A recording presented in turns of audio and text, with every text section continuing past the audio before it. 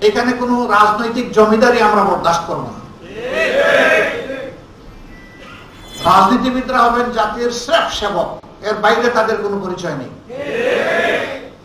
রাজনীতিবিদরা কখনো দেশের মালিকানা দাবি করতে পারবেন না। চিরস্থায়ী শান্তি পেতে হলে চিরস্থায়ী শান্তির রাস্তা করতে হবে, এবং এটি হচ্ছে আল্লাহর দেওয়া কোরআনের রাস্তা, রাসূল করিম সাল্লাল্লাহু আলাইহি সাল্লামের নববী রাস্তা, সাহাবায়ে কেরাম রিদওয়ানুল্লাহি তাআলা আলাইহিম আজমাইনের রেখে যাওয়া আমানতের রাস্তা, খোলাফায়ে রাশিদিনের রাস্তা। এই রাস্তা ধরে বাংলাদেশ আগাবে ইনশাআল্লাহ। 1400 বছর আগে মদিনা মুনাওয়ারার সংবিধানে বাংলাদেশ ফিরে যাবে ইনশাআল্লাহ।